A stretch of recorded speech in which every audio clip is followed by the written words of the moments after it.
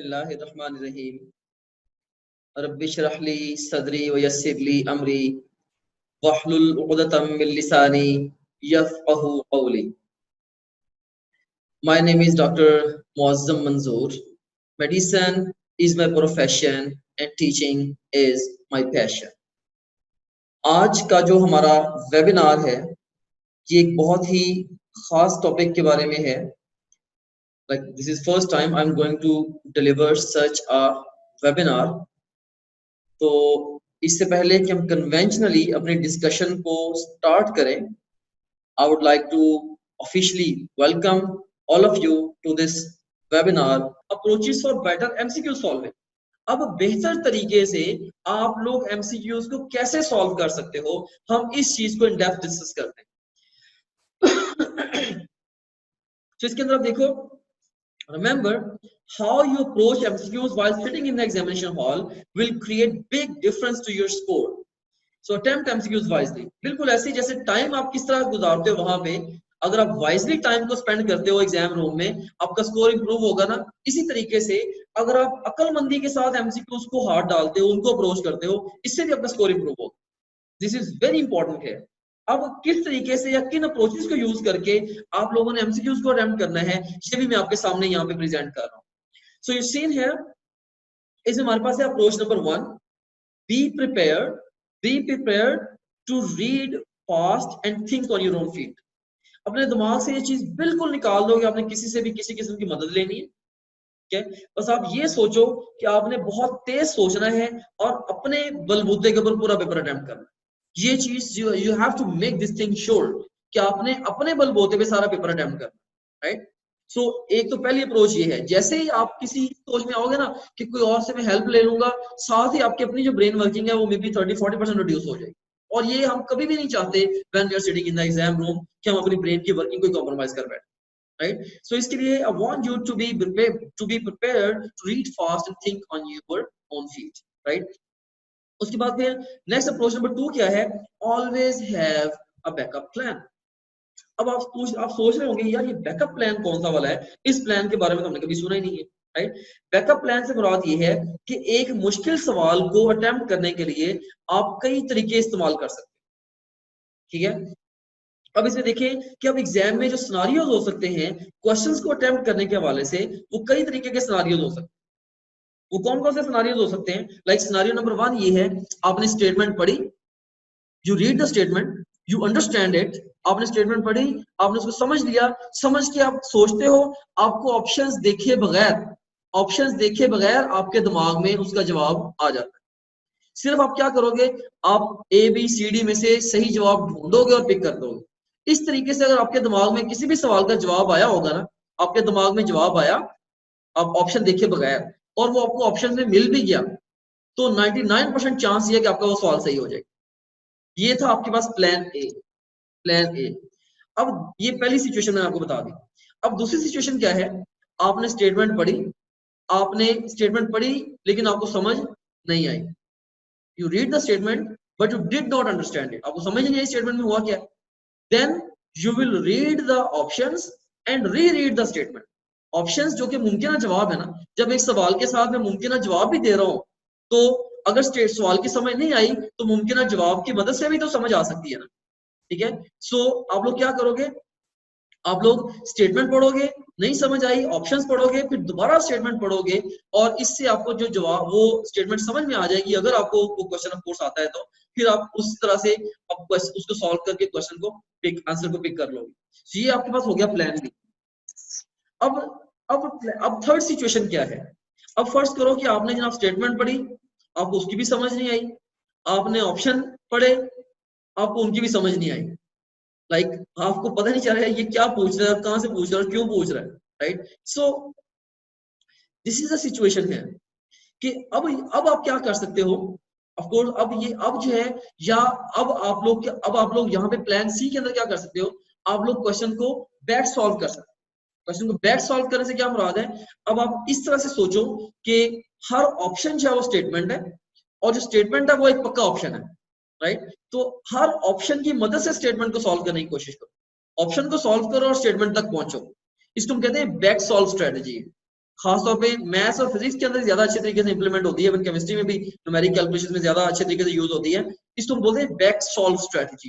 कि आप लोग क्या करोगे, आप लोगों ने देखिए स्टेटमेंट पढ़ी नहीं समझ आई, ऑप्शन पढ़े नहीं समझ आए, ठीक है, अब आप क्या करोगे, हर ऑप्शन के साथ आप स्टेटमेंट को देखोगे कि इस ऑप्शन के साथ ये स्टेटमेंट ये ट्रू है या फॉल्स है, राइट। तो इस तरह से आप चॉइसेस को एलिमिनेट कर लोगे।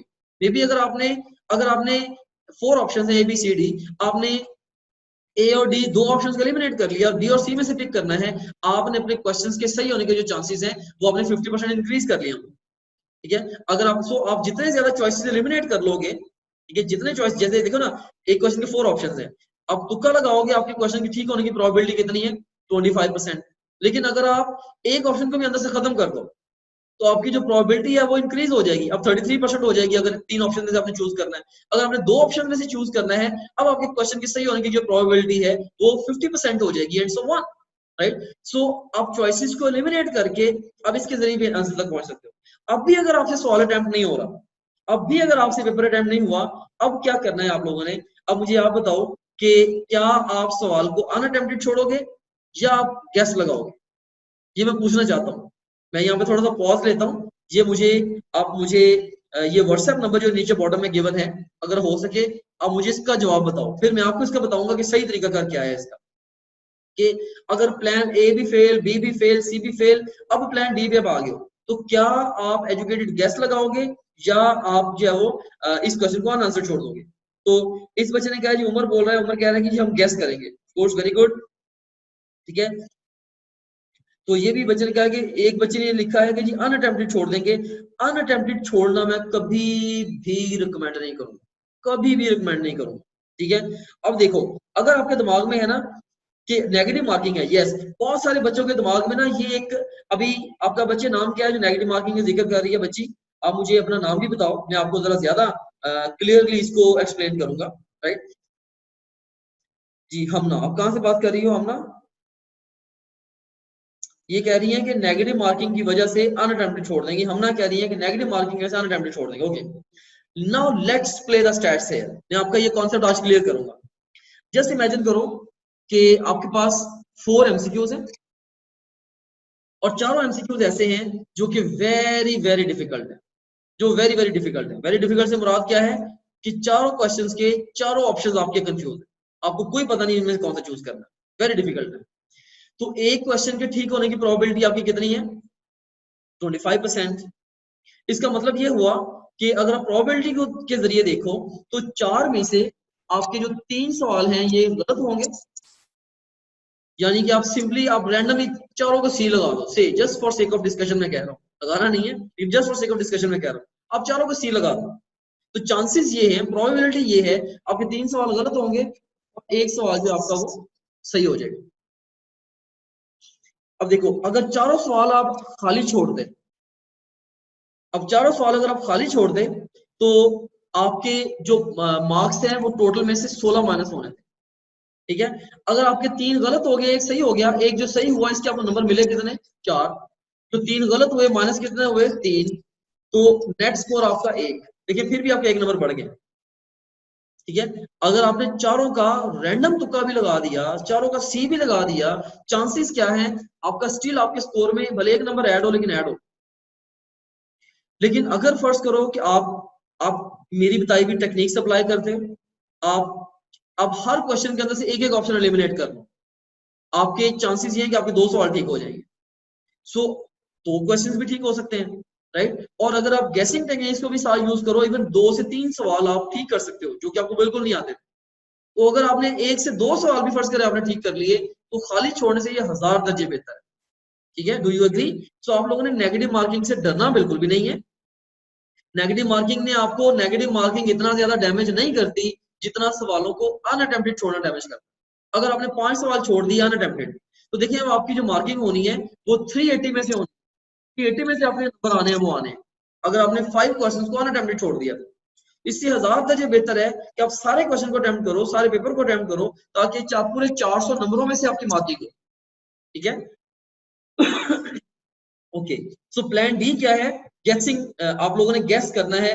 गेसिंग टेक्निक्स के बारे में भी आपको मैं थोड़ी देर में सिखाता हूँ कि अगर आपको गेसिंग करनी पड़ती है वो आप किस तरीके से करोगे। ऑलराइट, अब अप्रोच नंबर 3 हम ना, अब आप मुझे बताना भी कि क्या आप कन्विंस हो कि हमें क्वेश्चन अनआंसर्ड नहीं छोड़ना चाहिए और हमें क्वेश्चंस को, सारे क्वेश्चंस को अटेम्प्ट करना चाहिए, राइट? अगर आप कन्विंस हो तो मुझे आप इसका जवाब दो। क्या? ओके, ये एक और बच्चे ने कहा जी मैं तुक्का लगाऊंगा। ऑफ कोर्स गेसिंग भी आप कर सकते हो, दैट्स फाइन। ओके, तो ज्यादातर बच्चे यही जवाब दे रहे हैं कि हम गेसिंग करेंगे। दिस इज गुड कि most of the students are thinking on this lines. लेकिन जो बच्चे कन्विंस नहीं थे, Hamna she is also saying yes I am convinced now, ठीक है, प्रीटी फाइन। लेकिन एक बेसिक कॉन्सेप्ट आपका क्लियर हो गया। चले, अब अप्रोच नंबर 3 क्या है? अप्रोच नंबर 3 ये है, you read all the 4 or 5 options before picking right answer on your exam. देखिए, आपने हमेशा ये हैबिट बना लें कि आपने चारों ऑप्शंस को पढ़ना है, तो आपने आंसर, उसका जो है ना आंसर को पिक करना। कभी भी आपने ये नहीं कहा स्टेटमेंट पढ़ी, आपको लगा यार ए या बी ठीक है, वहीं पे उसको पिक कर दिया। क्योंकि देखो, एग्जाम में जो ऑप्शंस होते हैं ना, वो 4 तरह के होते हैं। एक होते हैं बैड ऑप्शंस, एक होते हैं ओके ऑप्शंस, एक होते हैं गुड ऑप्शंस, एक होते हैं बेस्ट ऑप्शंस। तो एग्जाम में आप लोगों ने जो पिक करना होता है, पिक कौन सा करना होता है? The best one, right? Command भी यही होती है, choose the single best answer for each question. तो अब कई दफा होता ये है कि ए बी सी ये ये ओके या गुड आंसर्स होते हैं, लेकिन बेस्ट वन जो डी होता है, ठीक है। तो बेहतर ये है कि अगर आपको पता भी है कि या सी जवाब है या बी जवाब है, स्टिल आप डी तक पढ़ो और फिर आगे बी को पिक करो। सारे ऑप्शंस को लाजमी पढ़ना। जैसे मैं आपको एग्जांपल देता हूँ, जैसे मैं कहता हूँ, फर्ज करो, just for sake of discussion ये एग्जांपल है, समझाने की मदद से एग्जांपल है, ऐसा सवाल ऑफ कोर्स एंट्री टेस्ट में नहीं आएगा। ऑप्शंस है हमारे पास, मैटर, ए ऑप्शन है मैटर, बी ऑप्शन है एलिमेंट, सी ऑप्शन है एटम और डी ऑप्शन है न्यूक्लियस। और फर्स्ट करो, ये हमारे पास ऑप्शंस आ गए, ए बी सी एंड, ये 4 ऑप्शंस आ गए। अब मैं आपसे ये क्वेश्चन पूछता हूँ कि प्रोटॉन्स आर प्रेजेंट इन, क्या मैटर गलत है? मैटर भी सही है, एलिमेंट भी सही है, एटम भी सही है, सबके अंदर प्रोटॉन प्रेजेंट है। लेकिन न्यूक्लियस हमें कॉन्सेप्ट हमारा बताता है ये न्यूक्लियस के अंदर है। मैटर है तो वो आगे उसके अंदर एलिमेंट्स, उसके अंदर आगे एटम्स है तो एटम्स के अंदर न्यूक्लियस है, और न्यूक्लियस के अंदर प्रोटॉन्स प्रेजेंट है। देखिए, अब ये वाले जो ओके जवाब है, ये वाले ओके जवाब हैं, ये बुरे, ये गलत जवाब नहीं है, लेकिन this one is best. Exam में आप लोगों ने क्या करना है, you have to choose the single best answer, right? आपने बेस्ट आंसर को चूज करना, और बेस्ट का आपको कैसे पता चलेगा? जब आप सारे ऑप्शंस में से थ्रू हो। So make it a habit to read all the 4 responses or 5 responses whenever you are attempting any multiple choice question in any exam which you will face onwards, right? So सारे options को लाजमी पढ़ना। Okay, उसके बाद फिर next एक और है, pick the answer in the right spot. अब ये भी बड़ा अहम है कि बच्चे कई दफा क्या करते हैं, बी जवाब है लेकिन गलती से कंप्यूटर के अंदर सी चूज कर देते हैं। दिमाग में बी है लेकिन क्लिक सी पे करके आगे चले जाते हैं। उनको बाद में उनको एहसास भी नहीं होता हमने सी क्लिक कर दी। तो आप लोगों ने पक्की तसल्ली करनी है कि जो आपके दिमाग में है आप वही वहां पे चूज कर रहे हो। आप उसी बटन पे क्लिक करके आपने सेव किया है, कि दूसरे पे नहीं क्लिक किया आपने। ये गलती बच्चे करते हैं। मुझे पता है आप में से बहुत सारे बच्चे ये सोच रहे होंगे, मैं तो इतना स्मार्ट हूँ, मैं तो इतना ज़हीन हूँ, इतना इंटेलिजेंट हूँ, मैं ये गलती नहीं कर सकता, राइट? सो रिमेंबर, इस तरह के जो सिली मिस्टेक्स हैं, हर साल आप जैसे सैकड़ों बच्चे करते हैं, right? So you have to learn to take care of this thing. ठीक है, आप स्मार्ट हैं, दिस इज गुड, लेकिन स्मार्ट लोगों से भी गलतियां हो जाती हैं। ठीक है, स्मार्ट लोगों से भी, ब्रिलियंट, बहुत ब्रिलियंट लोगों से भी गलतियां हो जाती हैं। जैसे अल्बर्ट आइंस्टाइन ने एक दफा एग बॉईल करना था, तो उसने वॉच को उसमें रख के पैन में, तो एग को हाथ में पकड़ के वो टाइम नोट कर रहा था, राइट? इसी तरीके से एक दफा वो मॉर्निंग में वॉक के लिए गया, वापस आया तो उसका ब्रेकफास्ट नहीं था वहां पे। तो वो उसका फ्रेंड एक आया हुआ था, उसने शरारत से खा लिया। तो अपने फ्रेंड को कहता मुझे पता नहीं, याद ही नहीं, मैंने ब्रेकफास्ट पहले में करके गया था, राइट? सो जो सिली थिंग्स है, किसी भी से भी हो सकती है। सो आप लोगों ने इस हवाले से थोड़ा सा अपने आप को केयरफुल रखना है। फिर अप्रोच नंबर 5 वो ये है कि change the answer if you have a reason for doing this. बहुत सारे बच्चे सवाल मेरे से पूछते हैं, सर आप हमें ये बता दें हम आंसर चेंज करें कि ना करें, क्या हमने जो पहला जवाब लगाया होता वो सही है या हम चेंज कर दें? तो रिसर्च ये बताती है कि अमूमन आम तौर पे जो पहला जवाब आपके दिमाग में आता है वो ठीक होता है, आम तौर पर। ठीक है, सो आप उसी को पिक करें। आपने पिक कर दिया, आम तौर पे फर्स्ट हाँ चीज जो ये करेक्ट है। लेकिन अच्छा, आपने अगर आपने पहली दफा क्वेश्चन अटेम्प्ट किया, सेकंड टाइम आप आंसर चेंज करने का सोच रहे हो, आप बिला वजह आंसर को चेंज ना करो। आपको हाँ, अगर आपको लगे ना यार जो मैंने पहली दफा सोचा था उसके अंदर तो मैंने ये कीवर्ड ही नहीं पढ़ा था, मैंने तो ये फॉर्मूला ही गलत लगा दिया था, आपको ये पता लग गया ना कि मैंने गलत क्यों किया है, फिर आप आंसर चेंज करो, नहीं तो ना करो। दोबारा फिर मैं रिपीट करूंगा, when it comes to changing the answer, जैसे मैंने आपको पहले ही बताया ना टाइम मैनेजमेंट में कि एंड पे जाके आप मुश्किल सवालों को दोबारा रिव्यू कर लो कि यार इन सवालों के अंदर कोई मैंने आंसर चेंज तो नहीं करना। आंसर चेंज करना है या नहीं करना ये इस बात पे डिपेंडेंट है कि आप ओवरऑल आप उसमें अपनी गलती दोबारा ढूंढ सकते हो कि नहीं ढूंढ सकते। So second time third time जब आप उस क्वेश्चन को पढ़ रहे हो तो आपको अगर लगता है हाँ यार इस वजह से मेरा ये सवाल गलत हो गया है, अब मैं इसलिए मुझे अब सही समझ आई सवाल की, मैं दोबारा इसको चेंज आंसर चेंज करता हूँ, दिस इज गुड अप्रोच। लेकिन अगर आप बिला वजह करते नहीं यार बी नहीं लग रहा चलो सी लगा देते, ठीक है, सो this is very bad approach. ऐसा आप लोगों ने नहीं करना। फर्स्ट हंच या ये यूजुअली करेक्ट होती है लेकिन ऑलवेज करेक्ट नहीं होती, यूजुअली करेक्ट होती है, ठीक है। सो आप चेंज तब करो आंसर को जब आपके पास चेंज करने की सॉलिड रीजन है। नेक्स्ट अप्रोच क्या है, make sure that you are answering question asked not the one you expected. अब एक बहुत बड़ा मसला ये होता है कि एग्जामिनर जो है वो अपने दिमाग से सवाल पूछ रहा होता है। आप लोगों ने अपनी प्रैक्टिस के दौरान बहुत सारे सवाल अटेम्प्ट किए हुए होते हैं, आप लोग पहले से एंटिसिपेट कर रहे होते हैं ये क्वेश्चन पूछा जाएगा। तो एक क्वेश्चन जो आपके दिमाग में है कि पूछा जाएगा और एक वो क्वेश्चन जो कि एग्जामिनर ने एक्चुअली पूछा है, उन दोनों में कई दफा गैप होता है, ठीक है। तो आपने ख्याल ये करना है, तो अब बड़ी दफा आप क्या करते हो, बड़ी दफा बच्चे ये भी करते हैं कि एग्जामिनर वो क्वेश्चन पढ़ के उसके अंदर अपनी तरफ से कुछ वर्ड एक दो ऐड करके यार हाँ अगर ये भी साथ होता तो ये जवाब बनना था, तो फिर वो जवाब उसके मुताबिक चूज कर देते हैं। याद रखना आपने एग्जामिनर के मुताबिक जो है वो जवाब चूज करना है, आपने एग्जामिनर के मुताबिक जवाब चूज करना है, जो एग्जाम में जो वर्ड्स गिवन है उनकी बेस पे। अपनी तरफ से सवाल पे आपने ना कुछ ऐड करना है ना माइनस करना है, और ना ही आपने पहले से ही एग्जामिनर क्वेश्चन को पढ़े बगैर पहले से ही सोच लेना है इसका यार ये सवाल ये होगा तो इसका जवाब ये होगा। पूरे सवाल को पढ़े समझे, ये समझे कि एग्जामिनर ने क्या पूछा फिर उसका जवाब दे। क्या ये गलती भी बच्चे करते हैं कि बच्चे अपने दिमाग की बायस के साथ क्वेश्चंस को आंसर कर देते हैं। You seen here there is a difference between law and medicine. Law and medicine में फर्क है। क्या फर्क है, देखिए वकील जज के सामने जो बोलेगा वो ज्यादा मायने रखता है उसकी निस्बत जो उसके दिमाग में है। जो वो बोलेगा जज ने उसी से मीनिंग लेके उसने उसका फैसला सुनाना है। But when it comes to medicine, तो डॉक्टर जो है वो कह रहा है कि मैं आपको ये करने लगा हूं, वो गलत टीके का नाम ले रहा है लेकिन उसके दिमाग में सही इंजेक्शन है, वो लगाता मरीज को सही इंजेक्शन है तो मरीज ठीक हो जाएगा। तो for law what you say is more important than what you mean, and for medicine what you mean is more important than what do you say, ठीक है। तो यहां पे भी what does the examiner mean is more important than what meanings you draw from that। या आप खुद अपनी तरफ से क्या मैंने निकालते हो उसकी निस्बत ये चीज ज्यादा अहम है कि एग्जामिनर जो है वो क्या कहना चाह रहा है, राइट। तो आपने ये नहीं कोशिश करी कि एग्जामिनर आपके दिमाग में आगे फिट हो, you have to learn to think in terms of the examiner. आपने खुद एग्जामिनर के टर्म्स में सोचना सीखना, this is very important here, right.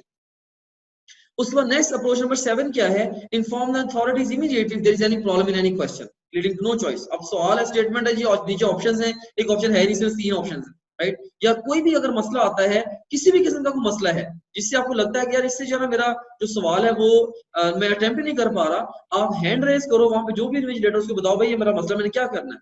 उनकी ड्यूटी होती है अगर कोई ऐसा मसला आए, कोई अनहोना मसला आ जाए, अक्सर नहीं आता लेकिन once in a blue moon आ भी जाता है, कभी कभार आ भी जाता है, right. So this is life. तो उसके अंदर अगर आपको मसला आ भी जाए, आप हैंड रेस करो, आपने बिल्कुल भी डरना नहीं है, ये भी वेट नहीं करना कोई और ये मसला उठाएगा, हैंड रेस करके बता दो भाई ये मसला है तो आप मुझे बताओ मैं क्या करूं। तो आपको फिर खुद वो हेड ऑफिस से रब्ता करेगा, कहेगा जी ये क्वेश्चन का ये मसला आ गया, ये क्वेश्चन आईडी व्हाटएवर, तो फिर वो आपको according to the instruction of the day आपने उसको अटेम्प्ट कर देना। जिस दिन जैसे आपको इंस्ट्रक्शन दे वो खुद आपको बता दे बेटा इस क्वेश्चन को स्किप कर दो, या इसका ये सवाल सही है आप इसको अटेम्प्ट कर दो, व्हाटसएवर जो भी आपको बताता है, राइट। तो खामोश ना बैठो ऐसे मौके के ऊपर। आठवीं अप्रोच क्या है कि don't leave any question unanswered. इसके ऊपर पहले मैंने काफी सारी डिटेल डिस्कशन कर ली हुई है, आई होप कि अब मुझे इसके ऊपर मजीद बात करने की जरूरत नहीं है, ठीक है। आपने किसी भी क्वेश्चन को अनआंसर्ड नहीं छोड़ना, right. This is just because of that pressure, इसमें किसी भी किस्म का हमारा कोई इंटरेस्ट इस सेशन के साथ नहीं जुड़ा हुआ था, right? Still, I knew this is important for the students. That's why I have delivered this session, right? So anyways, that's all for today. Thank you very much. May Allah bless you all. Allah Hafiz.